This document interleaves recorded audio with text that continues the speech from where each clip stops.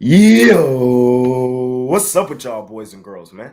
Hey, it's Jay Briggs here on this money-making Sunday. New month, new goals, new opportunities, man. I got a great crew of handicappers here with me, man, coming off of, really the first major college football Saturday of the season.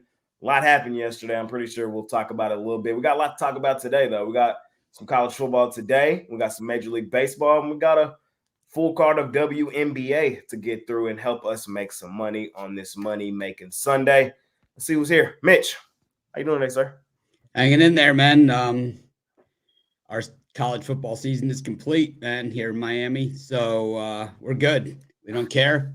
We could lose every game all the way.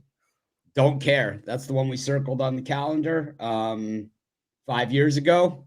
And came there, put belt to ass, exactly how we said we were going to 5 years ago, and did it, man. Cleaned out the place, and next year we'll play him again. We'll have Arch Manning. We'll be transferring in, and I got to say, as impressive as I thought we looked, and I know they're going to downplay this win, as the season goes on, because Florida's going to probably struggle with the schedule that they have, and Michigan's thrilling win over Fresno State will get far, that'll be fine, and Oregon's struggle against Idaho will be fine, but our win over Florida at the Swamp will be absolutely discounted, and we know that, we fully expect that it is who we are, but we don't care. That was our game. That was our season right there, and we will take it. And as good as we were, I thought the star of the day was Arch Manning, man. I think in Texas, you will have a quarterback controversy. He is the most NFL-ready QB I've ever seen at the college level. He is the best, most ready NFL QB I've ever seen in his first game, whatever. He could leave tomorrow and be better than 25 quarterbacks in the NFL. Freaking rocket arm, poised, freaking everything, man. His got problems at Texas. I think he looked really good yesterday, but I mean the guy in front of him a monster too, and had a monster. Not even in the same sentence. Man. I don't know, man. It's not even in the same sentence. It's not even close. It's not even like in the same. It's like you have a guy who's a decent college QB and a guy who's like an elite NFL quarterback, man. It is night and day. It's like this guy, not only could you tell that he sat on the bench with no pressure at all season, soaking in the playbook, soaking in everything, knew it all. But this guy's been coached since he's like 1 year. This is like when Tiger Woods hit the Masters, man. I'm telling you, you don't see this too often. And you guys know I hate Texas, right? Hate Sarkisian, hate all that stuff. But this guy, I have to say, this is like when Tiger Woods teed off at the Masters. I'm telling you. And Jack Nicklaus, when he played the practice round with them, said to Arnold Palmer, this guy's going to have more green jackets than both of us combined. And that's how I feel about Arch Manning. It was ridiculous. I mean, I've never seen anything like it, man. I've never seen anything like it. I mean, we've had great freshman QBs. We had Jim Kelly threw 5 touchdown passes at Penn State. They ranked number 1 in the nation his first game. It's like, but he didn't look like that. That was silly, man. I never saw it coming. Usually those guys come out there, they're a little jittery and whatever. This guy looked like, man, I've been doing this for 50 years or something. It's ridiculous, man. Shout out Texas. I mean, I understand it's Colorado State. I understand it was late in the game. I understand all those things. But there is like a presence on the field and the way that you do it that's just kind of like a little different than everybody else. And it's like, oh, my God. It's crazy, man. Yes, sir. Yes, sir. Yes, They'll look great in that Kings uniform next year. Not happening, but yeah, I got a guy under center right now that looked real good yesterday too. But he won't be there next year because Arch will be there, and that'll be fine. Big Al McMorty. How you doing today, sir? I'm good. No complaints. Already, the kids are back in school. Just 4 days in already, my oldest daughter's class has had a lice outbreak and COVID. So, this is how the next 9 months are going to go with the school year back. But as far as the games go, yesterday was weird. I had a winning day. I was 3-2. It wasn't the winning day I wanted to have. I would have much preferred to have won my college football game of the month. I lost that on West Virginia. I did win my CFL non-division game of the year on British Columbia. Also cashed the under in the British Columbia game. So, it was a 3-2 day. The wrong games won, as they say. But you're never going to complain about a 3-2 day. So we just move on, and I hope to have. I'm shooting for my 8th winning day in a row on this Sunday. I've got a baseball play posted. Might have a second play. I'm looking at a WNBA game right now as well.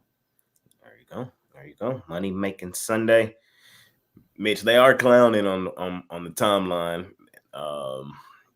They posting every quarterback controversy there's ever been. Like they posted Aaron Rodgers behind Favre.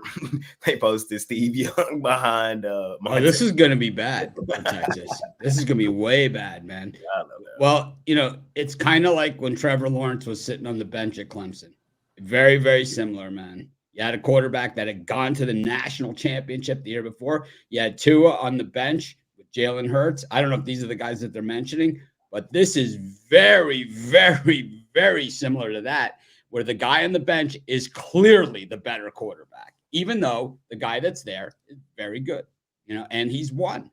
And I think this is part of college football, and we've seen it a lot. And it's like normally 99 out of 100 times, man, the guy on the bench is the guy that ends up starting. And it's always a very tough moment, man. You know who else looked good yesterday that came in after the other quarterback left?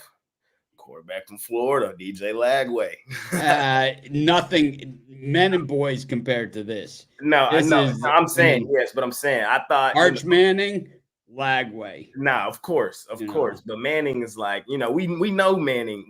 But the thing is that Miami didn't game plan for Lagway. When they game plan for him, believe me, he's going to get lit up. And believe me, had we game planned for him, he would have met the same fate that Mertz did. I mean, he got his clock cleaned, man. That was Miami football right there. I mean, he got just absolutely crushed. We'll see. It wasn't like a little misstep and a hamstring injury, man. It was a depleter.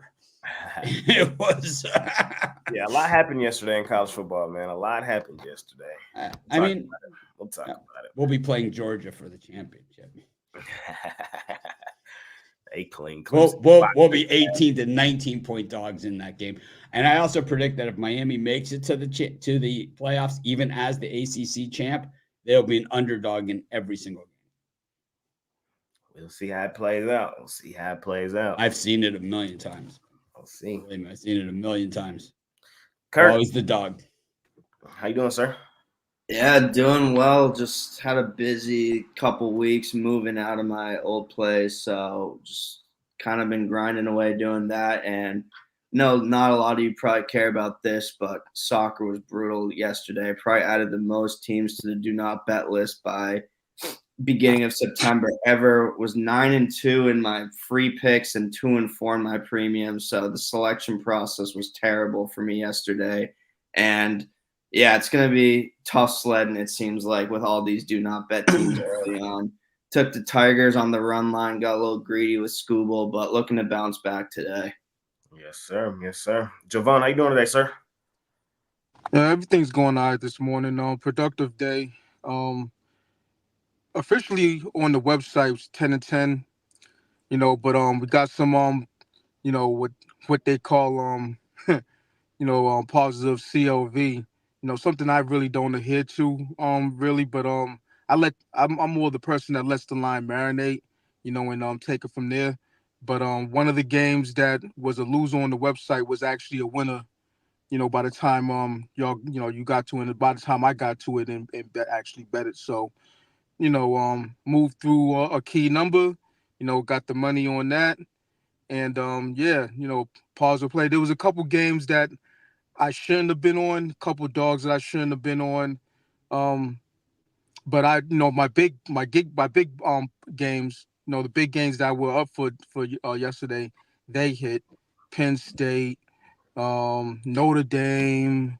I was on Clemson, not Clemson. I was on Georgia. I gave that out yesterday as a free pick. I didn't pull the trigger on it on the premium side.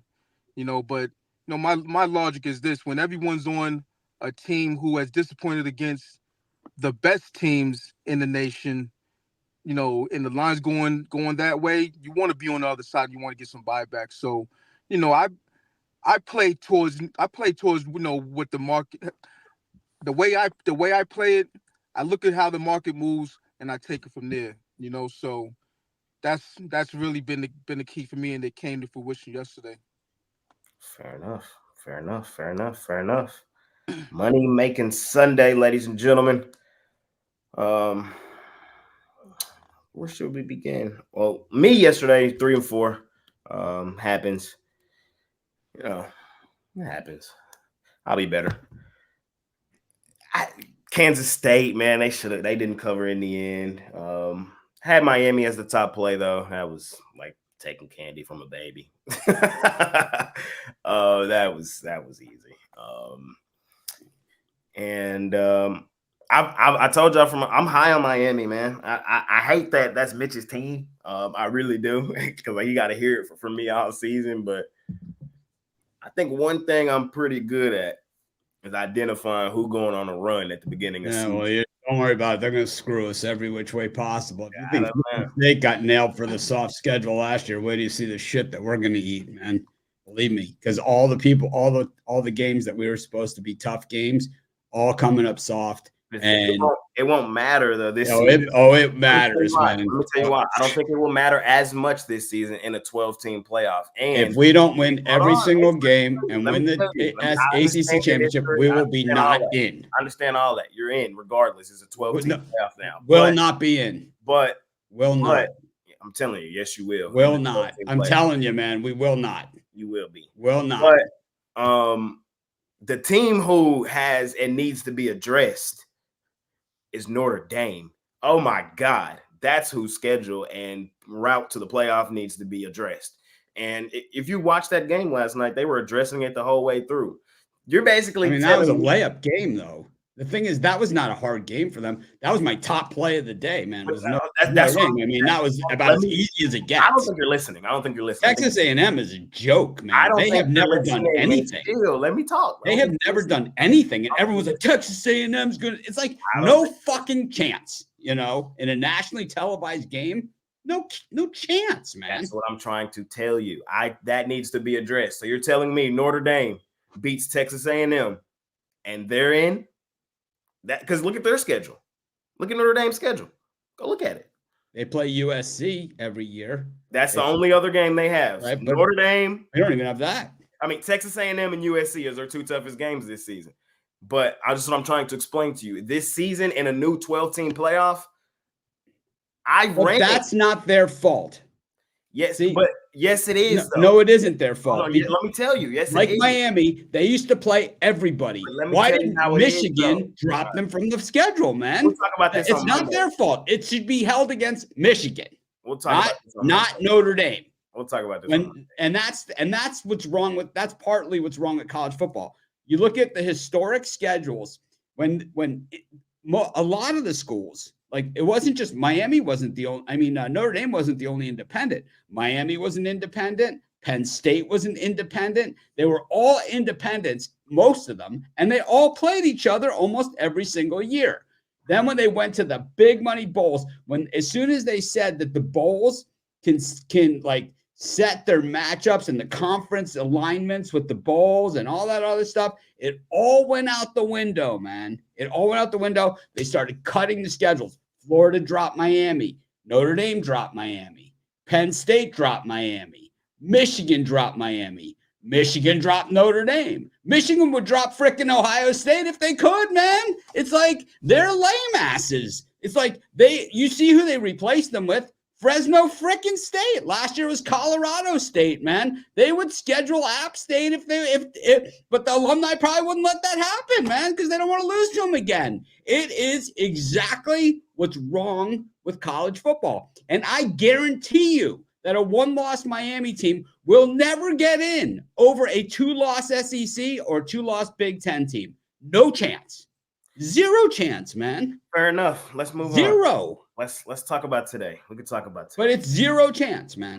Write it down. You can write it down, man. It is college football, and it will always be that way, and it has always been that way. And you will see the rankings this week when, a one-loss, whoever loses, right? Tonight's game will still be ranked ahead of Miami, man.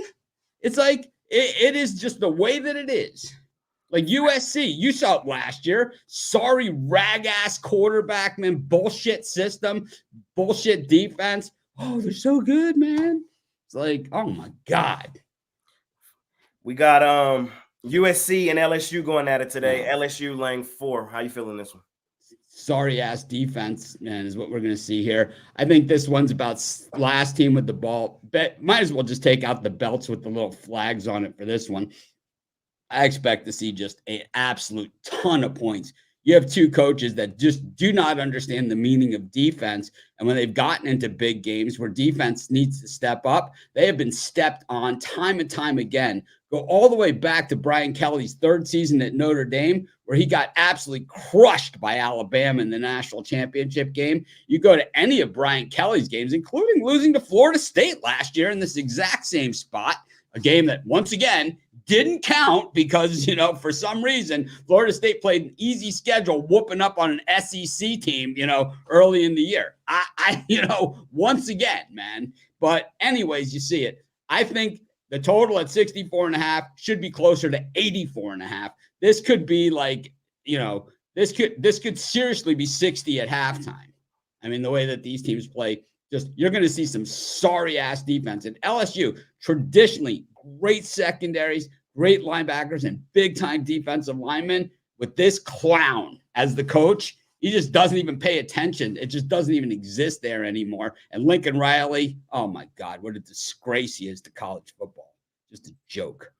You're going to see just horrible, horrible, horrible defense, man. Two teams that have no shot at a championship, both of them that will be regarded in the discussion. Big Al McMorty. That's all I have to say about it. Well, I'm just going to talk about the game, I guess. Underdogs, they're off to a 22-14 ATS start this season in FBS matchups, including 14-7 ATS when getting 17 or less points. But USC is a poor 2-5 ATS as underdog in neutral field games, while LSU is a relatively good 18-13 ATS as a favorite in neutral field matchups. When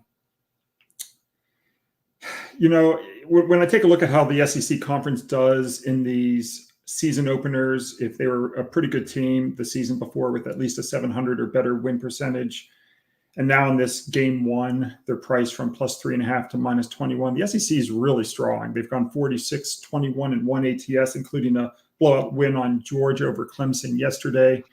The SEC has also dominated these game one neutral field games with a 42-14-1 straight up record and a 36-21 ATS mark, including 10-1 ATS when priced from 1.5 to 4 as a favorite from 1.5 to 4.5 points.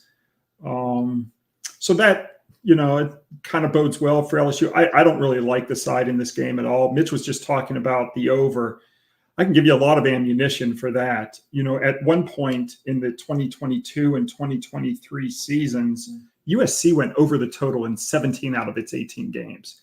It did finish last year on a 1-3 stretch over the total, but combined, that's still 18-4 over its last 22. You think LSU couldn't top that, but LSU has now gone over in 19 of its last 21. The flip side for me, though, is that the unders have come in so far this season. They're 22-14 ATS. The market is, betting this over right now at 65.5, 66. I personally don't like this game at all. I think it's a tough game. I'm not going to play the side. I'm not going to play the total, but, I definitely see Mitch's side on the over. Fair enough. Kirk, how you feeling? Yeah, I'm going to keep this one simple. I mean, we should see a ton of points. Mitch laid it out. I think Al also laid it out well. I think we're going to see a ton of points. I don't know if we see 60 by halftime, but I could definitely see a 28-28 game by halftime, so close to that total.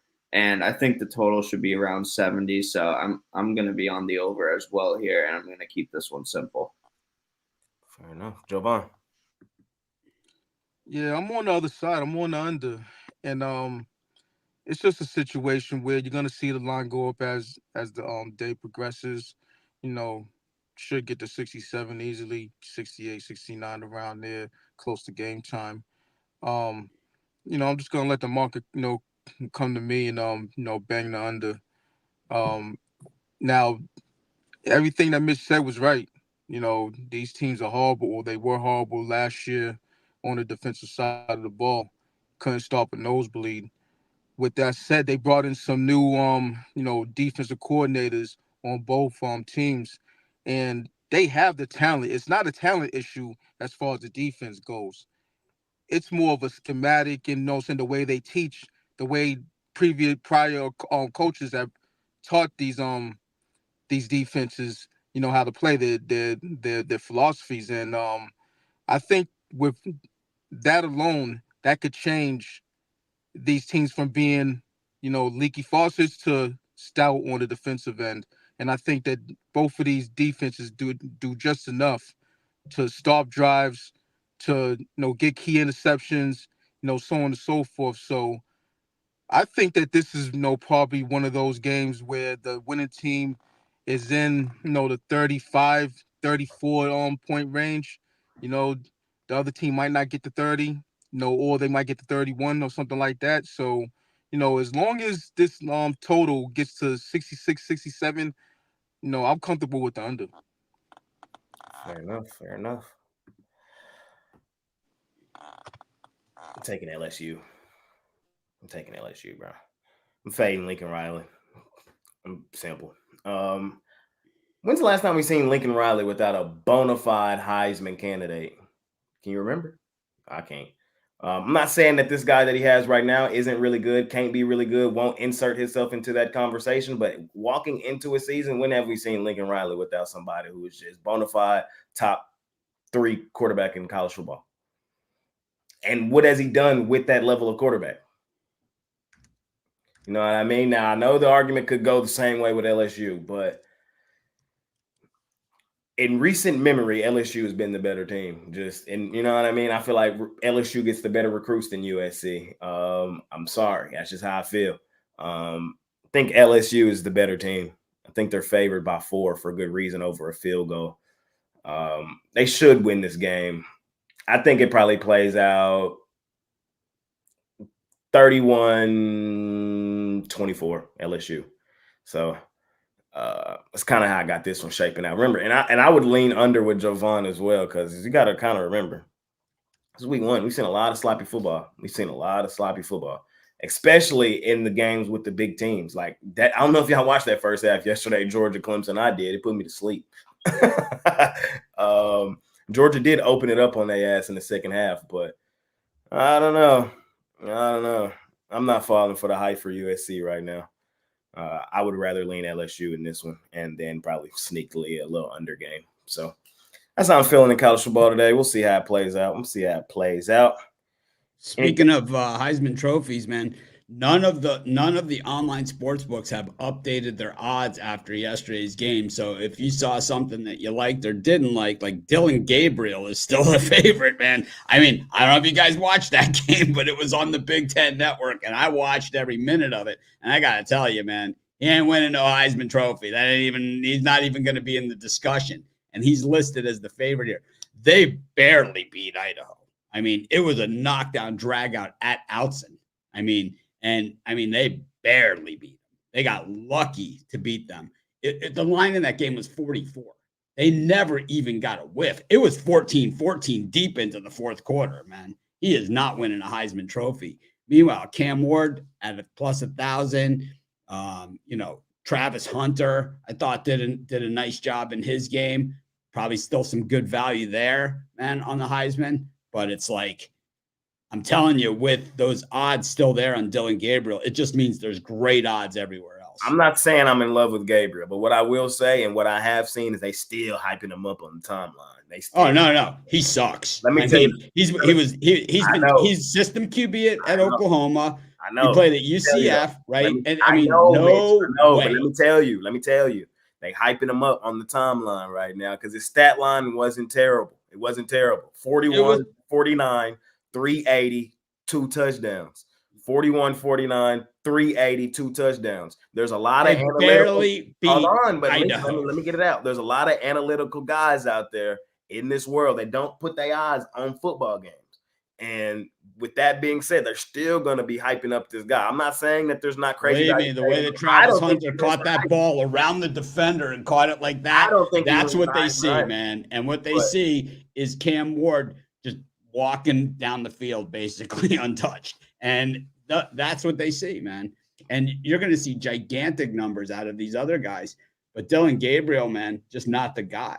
He's just not the guy, man. So it's like this is a great opportunity. And the fact that they're hyping him up on the board or whatever, you're not going to get that past week 3, man. So it's like if you're going to bet the Heisman, today's the day. It's like because you're not going to have Dylan Gabriel at plus 700 in 2 weeks. He's going to be plus 7,000, right? It's pretty obvious. I mean, I don't know. Idaho? I mean, you shitting me? You imagine if that was Miami against Idaho winning by 10? We would be ranked 70th, man. Fair enough. Let's move on to baseball. Let's talk some baseball. We got 3 games on the card. We got Brewers, or 3 games in the slot, my fault. We got Brewers and the Reds, Cubs and the Nationals, and Cardinals and the Yankees. Big Al McMorty. Talk to me. Oh, in this slot, I like Milwaukee. I mean, Tobias Myers having a solid rookie season. He's 6-5 in his 21 games with a 2.99 ERA. And over the last 4 weeks, his ERA has been 2.67. He's also pitched better on the road than at home. You know, when he's away from American Family Field, he has a 2.72 ERA. He's already faced Cincinnati once this season. He shut them out over 7 1/3, allowing just 3 hits and striking out 9. So I'm going to take Milwaukee there minus, I see it like $1.17 right now at Bet Online. I don't like the Cubs-Nationals game. What was the third one? Was it Yankees? Yep, Yankees-Cardinals. Yankees. Yeah, I mean, I'm taking the Yankees here. You know, it's mainly a home road split steam. Nestor Cortez 3-0 in his last 3 starts with his 0.43 ERA at Yankee Stadium this season. He's really done really well. 2.79 ERA and a 0.91 WHIP. You know, when he's not pitching in the Bronx, he's 3-5 with a 5.09. So I'm going to take, Cortez, and also I want to go against Nicholas, who's in horrible form with a 6.39 ERA over his last 5 outings. I'm going to take the Yankees here. Kurt, talk to him. Basically on both those games as well, I'm going to give a couple different stats. The Reds have been terrible on Sundays this season. They're 6-16, where the Brewers are 12-9. We're not paying that much of juice with the Brewers right now. Myers is a 2.72 away ERA.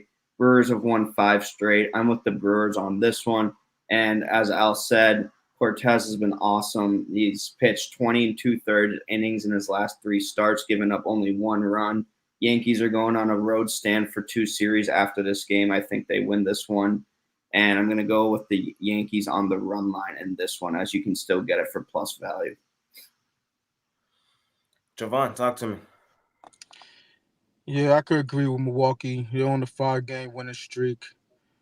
Tobias Myers, just like Big Al said, he pitched well against these guys, earlier this season. And it's a situation where, you're in this September now, down the home stretch, you ride the better teams in a lot of situations. The Reds, nothing, they're not really playing for anything. Officially, I don't know who their starter is, but I don't think it matters. Just keep on riding that Brewers wave. You'll be all right. And it's at a reasonable price. That's the main thing. It's not like, it's priced astronomically. So, I'll back the Brewers in this one. And you got to pull out the signal clip with the Yankees. Nestor Cortez at home, he's a better pitcher than he is on the road. he should have a serviceable start, and that's all he's going to need because I believe that the Yankees are going to be crushing balls out of Yankee Stadium. So I expect nothing less than a 3-run victory in this one. Whether it's 6, 7 or 3, something around that range. You might want to take a shot at the over as well. So yeah, Miles Michaelis, he's an auto fade. It's basically the long and the short of it. And with the Cardinals winning yesterday, yeah, I think the Yanks bounced back in a big way. Put up a crooked number. For me here, I don't love this slot. Only thing I would do here is lay as many runs as your heart desires with the Yankees. I think today is pick a number day. I think Mr. Michaelis, who I've liked in certain situations, but I think he gets cranked today. I do. We saw him kind of get touched up by the Padres in his last one. I think the Yankees obliterate his ass today. The day to fade the Yankees was yesterday. I tried to line it up for y'all yesterday. If everybody, their mama, uncle, and auntie really thought they was going to be able to slide Yankees money line into their college football parlay, it wasn't happening. It just wasn't happening. But today they come back on Sunday and kick the dog crap out of the Cardinals is how I see it happening today. So that's the only thing I like here in this slot. Mitch? I like the Brewers against the Reds. The Brewers are, it's super disrespected, man, but they just continue to win year after year and game after game. And, here they go again. The Reds, I think, are a team to watch for next year if they can stay healthy. They're just going to be thin on depth again. I like the Yankees in this one. Don't like the price. Probably an over. Michaelis has the ability to really have, great games. I just don't see this as being one of them. But I don't love the Yankees either. It seems that them and the Orioles, that neither of them have really come out and they've had chances to really put the others away, and neither of them take advantage of it either. So I don't know. I might take a flyer on the Cardinals plus the 1.5. I mean, I have no idea. But I'll go with the over also in the Nationals and Cubs. Wicks, oh my God, he's just terrible. Mitchell Parker, the wheels are off the cart. I don't even understand how Wicks is still with the varsity. I didn't even think he was at this point, but I guess he's back with the varsity. So he was not on the varsity until recently. They just put him back on the varsity. So he will letter this season, but I don't think that he's going to letter in this game. I think he's going to get absolutely crushed. I like the over. The Sunday afternoon home games for these teams are crazy, and we all know the Brewers, even though they're on the road on Sunday on that game, they're like the killers of Sunday, 8-3 in the last 11 Sundays, man. I'm not a day of the week guy except for the Brewers, but some of these home Sunday spots. Wick's terrible, man. How does he? I don't even understand it, man. It's like you look at him, right? 1 run allowed, 2 runs around, 2 runs allowed, but he still has a 4.18 ERA. He just manufactures, getting blasted. Fair enough. Let's keep it rolling. We got the Red Sox and the Tigers. I don't see nobody listed for the Tigers currently. No one's pitching. There'll be no pitcher for the Tigers today. Got the Guardians and the Pirates, and we got the Rays and the Padres. Kirk, you're first here, my man. Yeah, I'm going to go with the Red Sox here. I think yesterday was a Tigers spot in this series, and they won it under Skubal. But the Red Sox have won their last 4 starts under Cooper Criswell. I don't think it matters who the Tigers start in this one. And the Red Sox are 16-6 on Sundays this season. Okay. I think they need to win this game, win this series. I know they're probably out of this playoff race, but it seems like a Red Sox type of day. We're paying a short price at minus around 115. I'm on the Red Sox in this one. And then the other one, I'm going over 6.5 in the Rays Padres. Cease hasn't really looked that good since his no-hitter, and he's given up a lot of runs since then. And both these teams' offenses, they can get it going at any point. If this goes to extras, it's an automatic cash for the over. So I think we see 5-4, 5-3 games. So I'm going over 6.5 in this one. Jovan, talk to me. What was the third game? White Sox Mets. No, it wasn't. Yeah, White Sox, Mets. No, I'll it take wasn't. I was about to say. It was Red Sox, Guardians, and Padres. Let's start off with the Padres. Take the Padres to win another series, rubber match of this 3-game set. Ryan Peperio's been the better pitcher. I'll say that between the two as of late. But, we're dealing with better bats over on the Padres side. I think that Dylan Cease, he bounces back.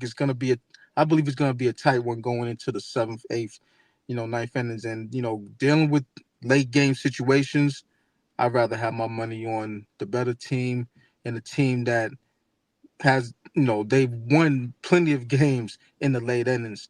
So I'm on the Padres. I'm also on the Guardians. Don't like the price, relative to the pitcher that they're throwing out there in Alex Cobb.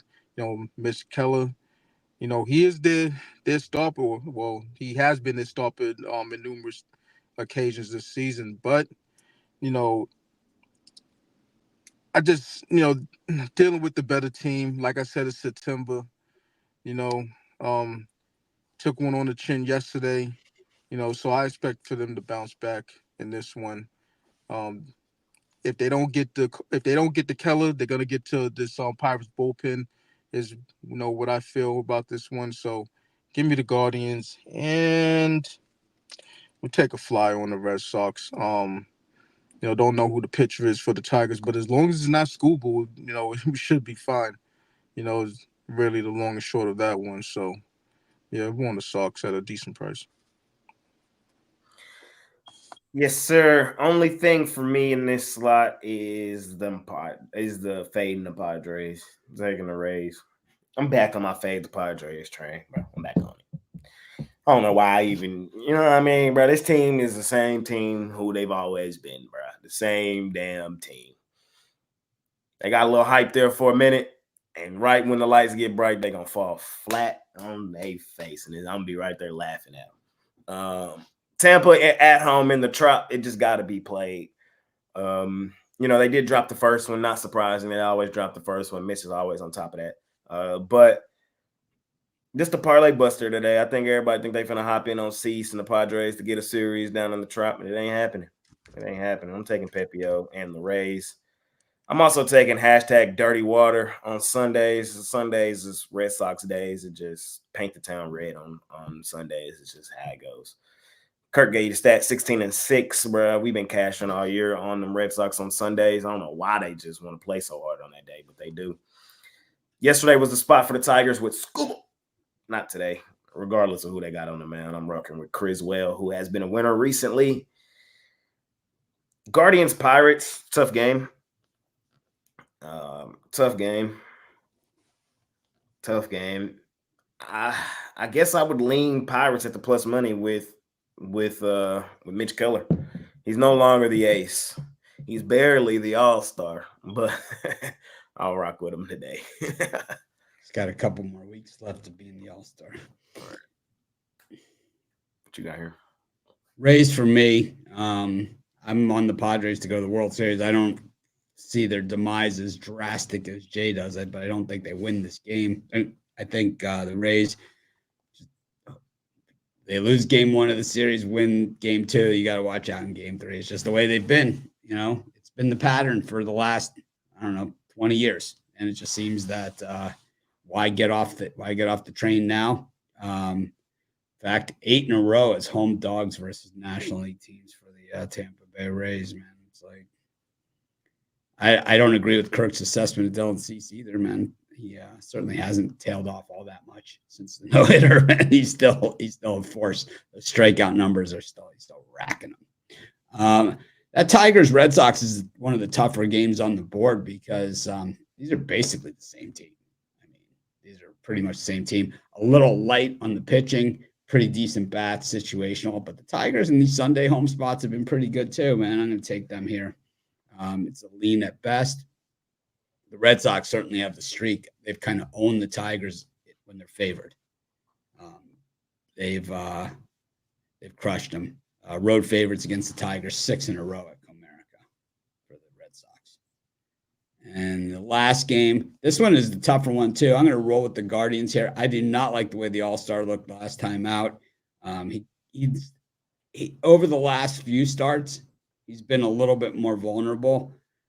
Alex Cobb, I mean, this guy, it's amazing that his numbers are always so bad when he has such good stuff. He's one of those guys, that just, it's just back. It goes back to the same old principle, right? The Rays just always know how to sell high, right? When he was back on the Rays, I mean, he was just tough stuff. 2 ERAs every year, 2.7, 2.8. It's like they knew exactly when to get off of him, right? It was like he went his last season in Tampa Bay in 2017 was his last good season. Ever since then, man, it's like his ERA has only gone north. He left Tampa Bay at 3.66. The next year, his ERA went to 4.9, 10.9, 4.3, right? I mean, that's what it is. But I think he's good enough today. I just like the way the Guardians, just like the whole way that they're playing. Next man up style. Fair enough. Let's keep it rolling. We got the Big Al. Did you go on this slide? Yeah, Big Al. Not yet. Yeah. Yeah, I kind of agree with Mitch, on the Dylan Cease. I mean, the reality is that in the, when he pitched that no-hitter, also the 2 games before that, I think he gave up just 1 hit.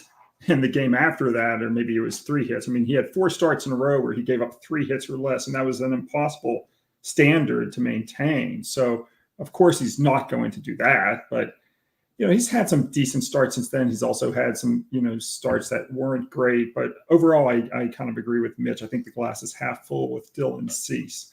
And I like the way San Diego's playing. So, I like San Diego there. I also like the fact that Cease has done much better this season in his daytime starts than in his nighttime outings. He's got a 2.89 ERA in 11 daytime starts compared to 4.04 at night. So I like San Diego. I think the price is really good.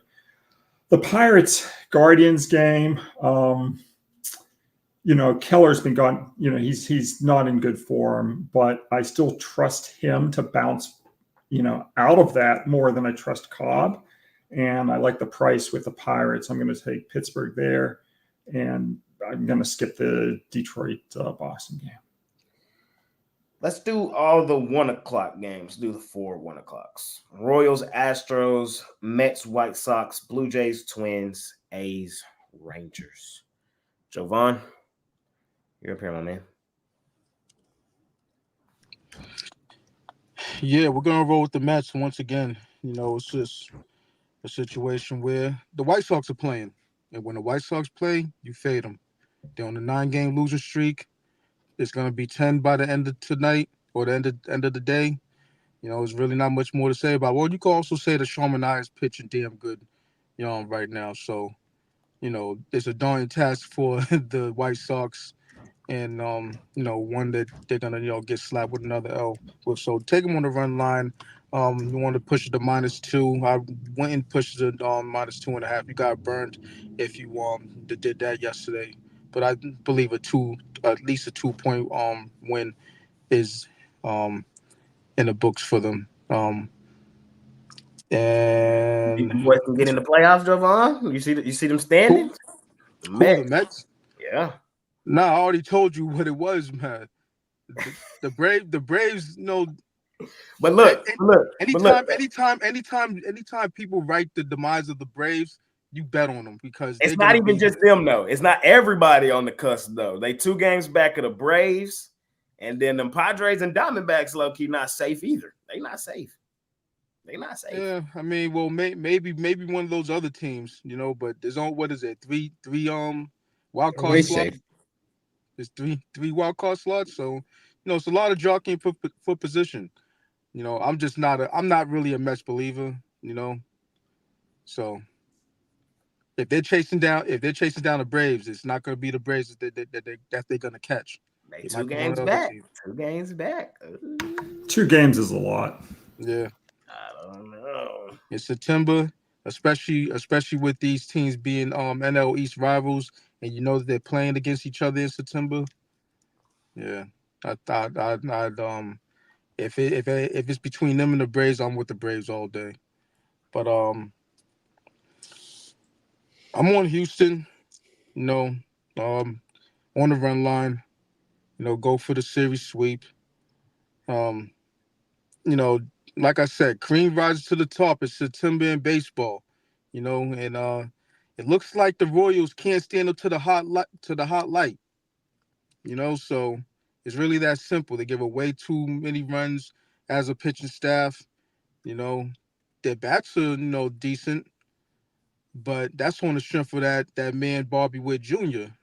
So they're on the road playing in Houston. It's just a bad weekend. It's going to continue with this one right here. I'm on Toronto. Yeah. Hey, listen, everyone that Mama was on Minnesota yesterday, and what happened? They got their bell rung. What the score ended up being? 15-0, 15-1, something crazy like that. And then you got Bailey Ober. He's on the mound. He's gonna throw that straight heat that's gonna get sent the other way. You know, at an exit velocity of 110 or something like that. You know what I mean? So it's just one of those situations where, and the reason why I'm saying this is because I fade Bailey Ober consistently whenever I can. The one time I rode with him, he gave up 9 runs in 2 innings last start. So it's back to fading him. And what else do we got on the menu? What's the other 2 o'clock game? Just roll with the Oakland Athletics. Even though the Rangers did get a win yesterday, they're rolling out Walter Pennington. I don't know anything about him, and you know, with these pitchers making their major league debut, it's always funny. You know, you don't want to fade that angle too often because you won't cash like that. I don't believe because when the team doesn't have a book on the pitcher, it serves the pitcher better. So tread lightly on this one. It's just a lean, but I'm on Oakland. Fair enough. For me, I ain't gonna lie. I'm be 1,000% honest with y'all. I took my eye off baseball this week, and I'm kind of mad that I did. I'm kind of really mad at myself that I did for doing that because the reason I did do it was because it was a tough week 2 weeks ago, bro. It was a tough week, bro. All my teams was losing. But this week, bro, it all went the other way, bro. Them Royals. I've been preaching about the Royals regression for a goddamn month. They on a 4-game slide. And the stickiest stuff I've ever seen is on that mound. I'm a fade the Royals, bro. I'm gonna stay on that train of expecting their regression, bro. So the Mets 2 weeks ago they made me mad, bro. They made me mad. This week, I mean, they are playing the White Sox, but now that you look up, they right back in the mix of things, bro. And it's the White Sox, bro. 10 straight, they finna lose. Put the Mets in a parlay today. So I'm back on them. I'm back on them 2 teams, man. I'm back fading the Royals and I'm back riding the Mets to get into the playoffs. The Astros, I hate to say this, bro. They my favorite to come out of the American League, bro. They the only one that I got any faith in. Anybody. Nobody else over there I have any amount of faith in, bro. So if it got to be the Astros, hats off to them boys, man. Hats off. Them Twins starting to become overvalued and overrated, in my opinion. I've been preaching that for 2 years straight, too, bro. They've been at home on this slide. Keep an eye on them boys. There's a chance they might even they got 3.5 up on them Red Sox, but keep an eye out, bro. Keep an eye out. I'm just saying. I ain't saying that they're gonna fall out. I'm not saying that. But I'm saying keep an eye out, bro. Plus 150 on them Jays. So the Jays have sneakily post been okay. So give me a slight lean on Toronto and my Rangers. It ain't over till I say we done. I'm a homer. I'm rolling with the Rangers, bro. It is what it is, bro. We're going to fight hard, tooth and nail to the end, I hope. We favored today at home for a reason, bro. I'm going to fade the A's. I like the A's. I've been betting the A's a ton, but I'm going to fade them today. But it's mainly on my pick. I'll be real. Mitch.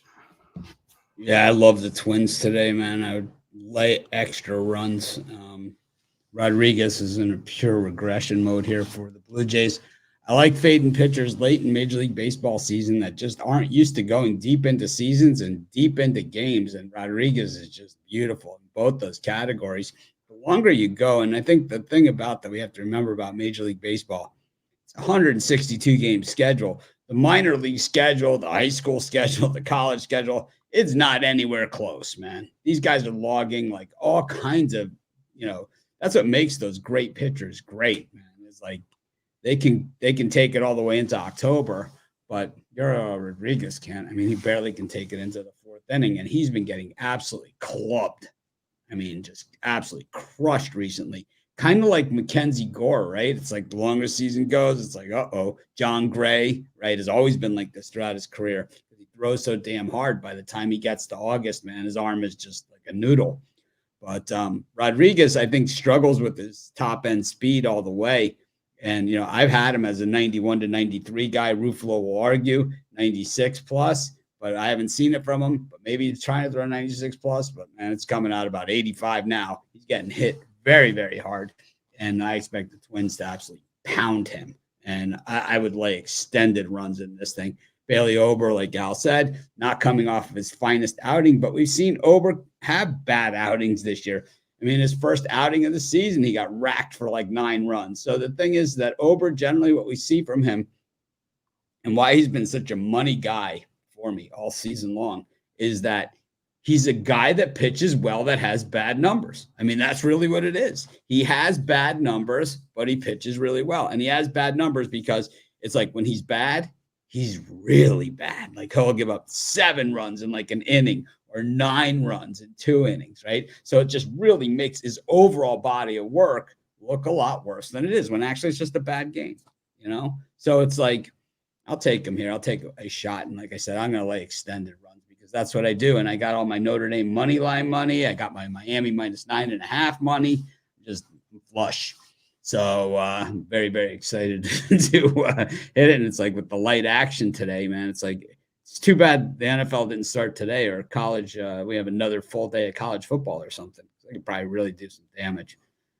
We did degenerately bet yesterday. And, I got one thing to say to Sacred Heart. Go fuck yourselves, man. I don't even know what the hell that was. Lose to Delaware State outright? I mean, doesn't happen. Delaware State, you lost outright. I mean, that's what you get. I'm never taking Zawacki's picks again. I'm fading his ass, even though it was my pick. Rod said it didn't sound like a bad idea. I'm like, should I put a couple dimes on Sacred Heart against Delaware State? Doesn't sound like a bad idea. It's like it was a horrible idea. The one that I just was mad. Virginia Tech, bro. They so ass, bro. Oh, Sacred Heart, man. They're losing. They got a chance to tie it up and at least get it to overtime and save some face. They got stuffed on the 2-point conversion, man. They stink. It's like you lose to Delaware State. They had 1 win all season. They only had like 2 days of practice. They were coming all the way from Hawaii. How could you possibly practice in pads when you got a 2-day road trip coming back home? Then you got game day on Saturday, right? You only get 1 or 2 days for preparation, in those circumstances. Sacred Heart, man, officially shart in my book. I'm telling you, this is terrible. Fair. Hate the guts. What you like in this life for baseball? Stickiest stuff I've ever seen. Yeah, I mean, I'm going to first look at the Mets White Sox. Manaea 5-2 on the road with a 3.18 ERA. And when you take a look at Crochet, he's not going deep into games anymore. After 12 straight starts of pitching 5 to 7 innings, he's now not recorded more than 12 outs in his last 8 games. He's averaging just 3.4 innings pitched. And the White Sox bullpen has a 5.01 ERA, which is second worst in baseball. The only bullpen worse than the White Sox is, of course, the Rockies, which has to pitch at Coors Field. So I like the Mets. I agree with Mitch on Bailey Ober. I mean, he got destroyed, obviously, his last start, which Jovan mentioned. But prior to that, he had 11 straight quality starts. So he has been consistent. And I like him to bounce back this afternoon. He has a 3.05 ERA and a 0.82 whip in 4 career starts versus the Blue Jays. So I'll take Minnesota. I don't like the A's-Rangers game. And what was the other game? Was it KC? Houston? Yep. Yeah, I'll pass that one as well. Stickiest stuff in my eyes I've ever seen. Kurt. Yeah, I'm gonna do a same game parlay in that Blue Jays game. I think the Twins are gonna win this one on the run line, and I'm going over in this one. Rodriguez has lost 7 of his last 8 starts, and 6 of his last 8 starts have gone over the total of 8.5. I think we see a lot of runs. I think we see a better game from Ober here. So Twins on the run line and over the total. And I'm also gonna go with under first 5 in that Mets versus White Sox game. I know Crochet hasn't gone deep into games, but if he can go those 12 outs, hopefully banking on that White Sox bullpen to have one solid inning. And Manaya's been really good on the road, as Big Al said. So I'm going to go under first 5 in that one in this slot. Fair enough. Last slot. We'll do the last 5 in Major League Baseball. We'll close out the day. We have the Rockies and the O's and the Rockies. O's thought they had it yesterday. Nope. Oh, man. We got the Marlins and the Giants, Angels and the Mariners, Los Serpientes and the Dodgers, Phillies and the Braves. That Diamondbacks-Dodgers was a hell of a game yesterday. I just happened to have it on the TV, bro. Oh, my God. What a game. Hey, if that's I've been saying for months now, I think that's the National League Championship. So I hope we get it, bro. Dodgers Diamondbacks. That was electric yesterday. Oh man. That was probably one of the best games of the season yesterday. That was one of them. I'm up here. I'm gonna take them Diamondbacks is what I'm gonna do. I know they lost yesterday, but they not, you know what I mean? And I know this is a 4-game set, but this series might end in a tie. I know them Diamondbacks kind of been on a little slip here. I expect them to come back for blood. Sunday night during the day. Sunday during the day, not Sunday night. But I'm expecting the Diamondbacks to win this game behind Ryan Nelson. Behind Brandon Pfaadt. Not fade that no more. It's Brandon Pfaadt. You know, his last game wasn't his best against the Mets. He did get hit pretty hard. And he's been getting hit pretty decently in all of his games. But the Diamondbacks have seemed to find ways to win behind him. I think he gets hit in this game. I think he gets hit. I think the Dodgers hit him. But I also think on the other side, what's his name? Wroblewski? I think he gets touched up too. So I would lean over. I think there's going to be another high-scoring, fun baseball game today. I think both starting pitchers probably get touched up a bit, but I think the Diamondbacks salvage something and make tomorrow's game really interesting with a chance to tie the series. So give me the Diamondbacks in that one. I tell you a lot of times, Sunday night baseball, I like taking the home team. It's just what I like doing. And I'm fading the Braves because I think they're missing the playoffs. So it's a perfect storm. It all comes together. I know it's the one major problem. There's only one major problem in this game. Mitch, you know what the problem is?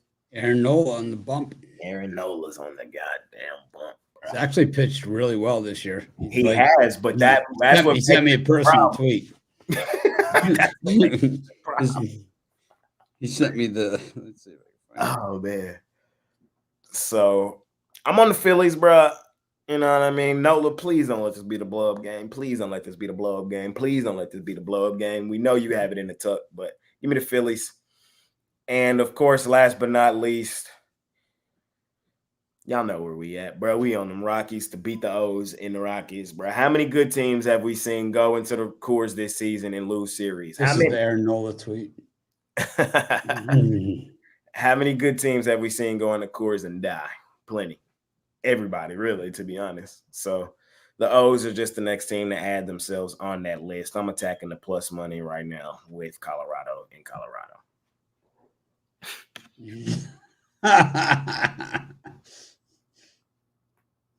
Aaron Nola, tweet to me.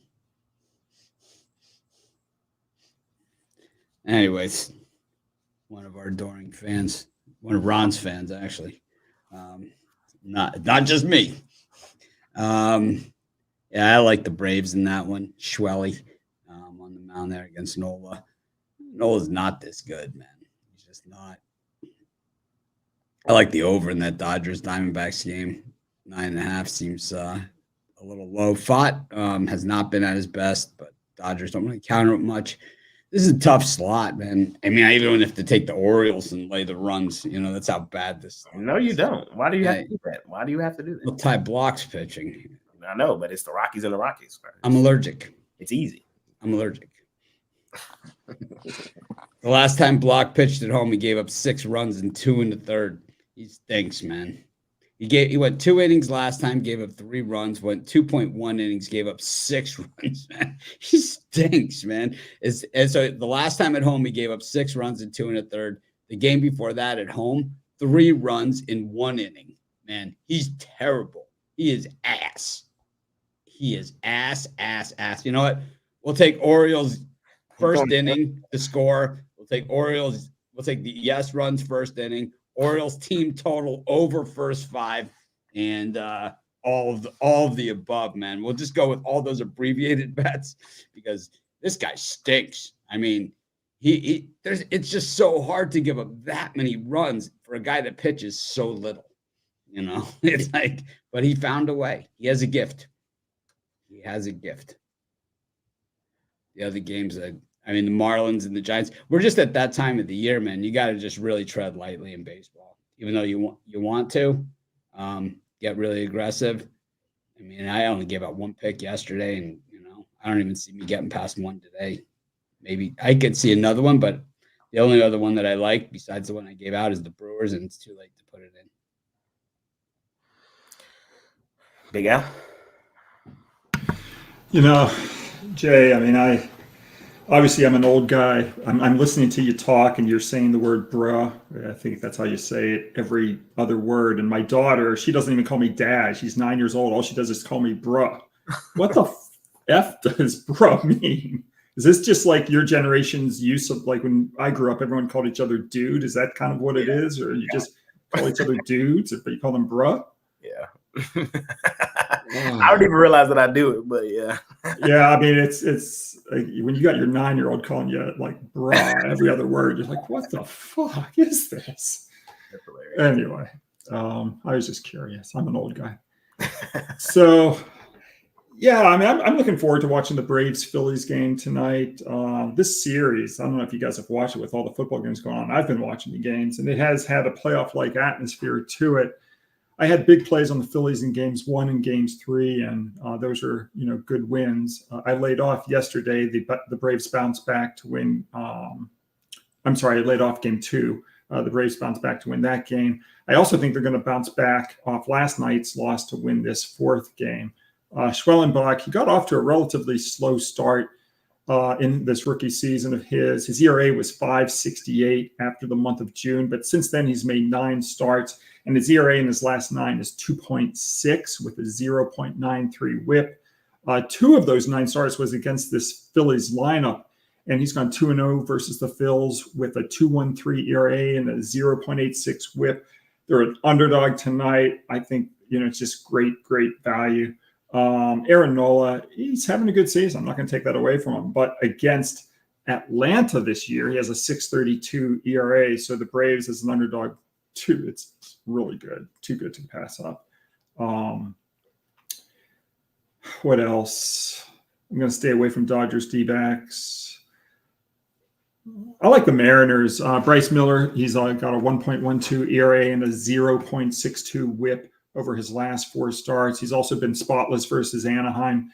This year he's made 2 starts versus the Angels. He allowed 0 runs over those 13 innings with a 0.53 whip. So I'm going to take Seattle.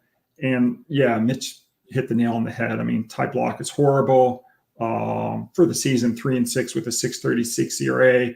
I mentioned that the Rockies bullpen is the worst in baseball this season with a 5.01 ERA. And after dropping yesterday's game to the Rockies, I like Baltimore to bounce back.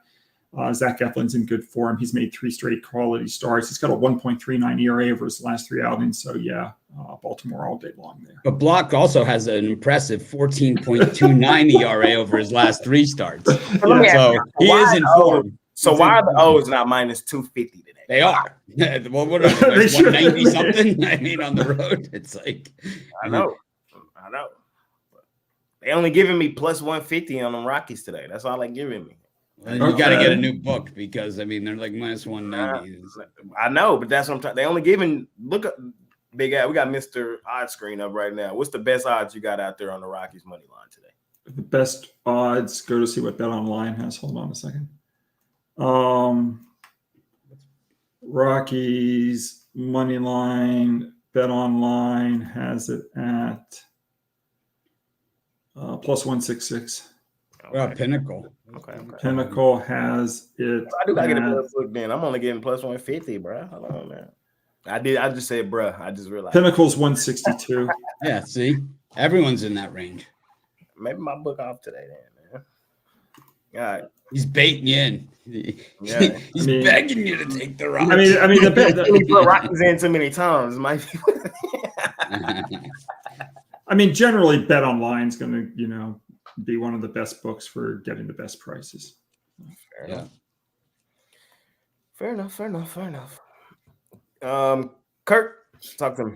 Yeah, to follow up the last 2, I'm going to go with the Orioles team total over 1.5 in the first inning. Block's going to give up 5 probably in the first inning, and I just can't go any other way in that. You might want to lay like 4.5 with the Orioles for the game. And as everyone said, this is a tough time of the year. This is a tough slate. Mariners, Angels, I'm looking at the under 9 here. Miller has pitched well lately and well on the road. And we don't really see the Mariners in these high-scoring games for most of the season. So 9, I have to go the other way. Sunday Night Baseball, I'm going with the under 8 in the Braves versus Phillies. Nola's been good. Schwellenbach hasn't been that bad. So I think we see another playoff atmosphere type of game, and both pitchers step up to the plate. So I'm going with an under 8 in Sunday Night Baseball. All righty. And Jovan, close this out, my man. Yeah, I'll take the Baltimore Orioles at -2. I didn't check, but it should get you the plus money. At 1.5 is still minus odds. So I don't want to be there. I want to be at either even or plus money if I'm gonna lay any kind of runs. That said, Eflin's been pitching well as of late. He's settled in as an Orioles starter. Ty Black. What else has been, said about him? He's horrible. He's a terrible pitcher. He's gonna give it up, and then once the Orioles get to this bullpen, even though the bullpen has held up, in this series thus far, I don't think they hold up on the Sunday afternoon. Worst bullpen in baseball. So, it's all the ingredients for Baltimore big win. I wouldn't, lay 2.5 or 3, anything like that, because you find yourself in a situation where Ty Black might actually pitch a decent game, because on the other side, the Baltimore Orioles haven't been able to hit lefties. They're batting below the Mendoza line in their last 10 games against lefties. So, that is a sticking point, but nevertheless, I'm on the Orioles to get it done. Eflin has only been to Coors one time in his career, or one time. Let me see. Hold on, I'm going back through it. He's been twice. He's been to Coors twice since 2019. In 2019, in Coors, 6 innings, 7 hits, 3 runs, 2 earned. In 2022, was it? Gotta go back and look. I think it was 2022. He went in there. It was actually a decent game for him. He pitched well, and they won that game. But I don't know. He ain't been to Coors in 3 years. I don't know. We'll see. I might be right. Maybe I got my blinders on for them Rockies. Maybe they cash like they love to do. We'll see. That's it for Major League Baseball. We got 5 WNBA games today, but before we do that, let's see what the fellas got going on today over at Pick Dogs Premium. Big Al McMorty, what you got going on today? I loaded about a half hour ago a WNBA play, so I now have 2 plays at Pick Dogs. I've got basketball and baseball going for my 8th straight winning day. And if folks want to join for the long term, you can join for a week, a month, or a year, and you can also team me up with one of the other champion handicappers on this panel on the 2-for-1 or 3-for-1 handicapper specials. There you go. Kurt, what you got going on today? Yeah, it's always tough when there's European soccer and you start off with a loss. Added Chelsea to that do not bet list. 14 straight wins against Crystal Palace. 2.5 expected to 0.4, 1-1 draw. So that's how it comes sometimes. But I still got a 3-pack up for sale. 1 soccer play, 1 MLB, and 1 WNBA play in that 3-pack. So make sure to hop on board that. There you go. Jovan, what you got going on today? You're muted, by the way. Yeah, I got a Major League Baseball 3-pack. On Friday, went 3-0 in the majors.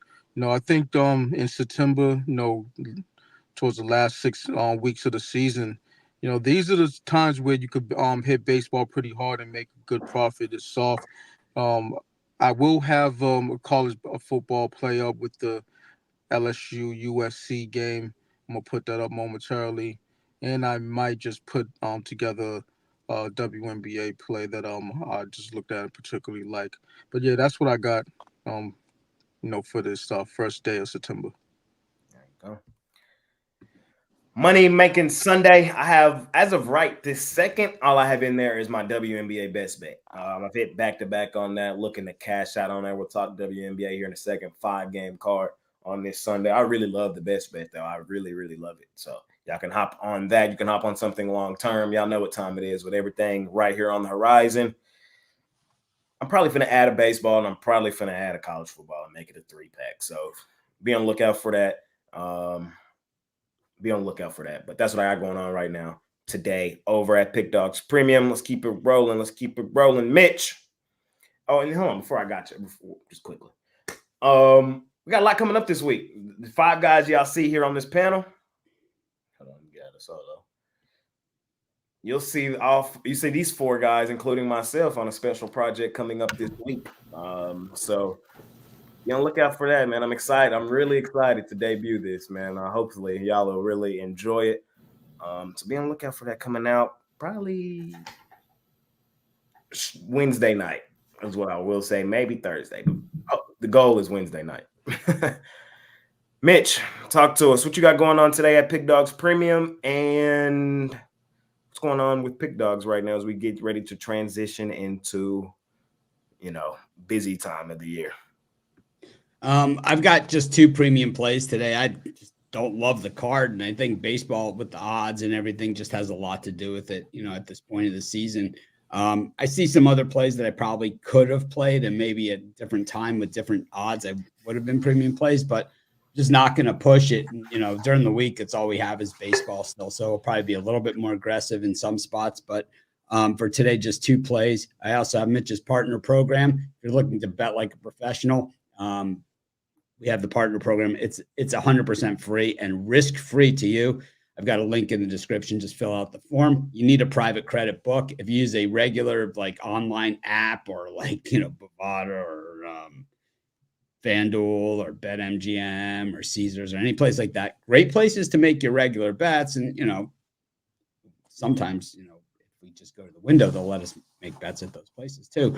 But the thing is that they don't welcome professional betting syndicates and groups, and it says in their terms of service, made for recreational bettors. So, and they have whole teams of people there built to throw us out. So it doesn't work for that. But if you have a private credit book, it's a great opportunity to make a lot of money on a regular, consistent basis, week after week, risk-free to you. If you don't have a private credit book, hey, we got the best handicappers on the planet. And even if you do that kind of betting with your private credit book, you could still do our regular handicapping plays. Those plays are not like I'm rooting for the Steelers today or something like that. To be honest, I can't even keep up with it. I just look at my totals every week. And I got to check just like you guys will. But anyways, at Pick Dogs, we have we have the new show coming up that Jay was talking about. Of course, it's our NFL show. You guys saw the college football show was reformatted. That was just version 1. We'll have a new version of that this week. Should be a good one. And I know our audience grew, probably 5 times what it was last year on our college football show. And I expect the same for NFL. And I think the college will only get bigger as the season goes on. We have a couple new people that you'll be seeing around Pick Dogs, more than a couple. We have a few. These come from one of my other sites that I have. I haven't decided if there'll be handicappers on actual Pick Dogs. Like you guys saw, we added Ashley, but we might add one more of these other people. I'm not sure. We have like a behind the counter Vegas guy, which I think you guys will really like. You'll learn a lot from them. Kind of like, we have a mix, right? We got the young, excited guys. We got the grizzled veterans like Al McMorty and myself. And then, we have a behind the counter Vegas guy that we work with who wants to be on our videos and shows with us. We also have a former NFL All-Pro player that wants to talk football with us as well. So that should be exciting. And he'll be hopefully on our NFL video too. I'll hook him up with Jay. But he's a very, very popular ex-NFL All-Pro player. Not Dez, but a different guy. That's it. Yes, sir. Yes, sir. Yes, sir. So tons of other stuff. I mean, look at everyone's doing videos now individually too. Almost everybody on the site is what we're doing. And I have a lot of things going on behind the scenes that you guys can't possibly see, but hopefully we release the new site within the next couple of days. That should be the biggest thing. What's a credit bookie account? A credit bookie account is like you have a local guy. We don't advocate that. We're not advocating that you go out and get one. We're saying that if you happen to have one, we're not going to sit here and deny that it exists, right? Just like people like to do with things, just deny that it ever happened or exists. It does exist, but if you got a guy, you settle up with weekly type thing. I've kind of been doing it my whole life, so I mean, just it is what it is, man. We've all been there. I've been there. It's hilarious. All right, fellas, let's talk some WNBA. We got 5 games today, and we'll get in and out of here. We got the Storm and the Sun. We got the Sky and the Lynx, the Fever and the Sky, the Aces and the Mercury, and the Dream and the Sparks. 5 games today. Big Al McMorty, I'll start with you here, sir. Well, I'll talk about one game that I didn't post. I like a couple games, I guess, that I didn't post over at Pick Dogs. I would take the Aces minus the 4.5 against the Mercury. In Connecticut, if they're playing back-to-back, right, against Seattle. Connecticut played yesterday on Saturday, if memory serves me correctly. Against Washington. Yeah, so they're unrested. I'm gonna fade them as an unrested home favorite. Those teams don't do well. I'll take Seattle plus the 1.5 against Connecticut. Fair enough. Kurt. Yeah, I think this is the biggest hype line I've seen in the WNBA all season with the Fever minus 3.5. I'm all over the Wings money line. They just beat the best 2 teams in the West, in the Aces and the Lynx. I had the Wings actually on the money line on Friday night, and they're healthy for the first time really all season. 3-game win streak. They dropped 40 points in that 4th quarter. I think this is just all Caitlin Clark line movement here, to be honest. I'm with the Wings on the money line. I really love that play, so that's all I'm going to give out in this slot. Fair enough. Jovan, talk to me. Yeah, I'm on Connecticut. It's just a situation where you got a Storm team who they're free falling right now. They're definitely not playing their best ball. You could pencil in Connecticut, to play some strong defense, and they got, an added boost in offense, with their with their move with Mabry. So I like them at home. What was it 1 point?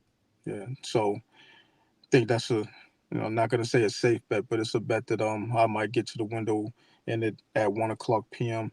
And hey, listen, the Dallas Wings, they're playing their best basketball, of the season. Knocked off two, playoff teams, and if you're gonna knock off two player teams, you might as well follow it up with, a win against another team who's playing good in their own right in the Fever. So, I'll take a shot with them at what is it, plus 3.5.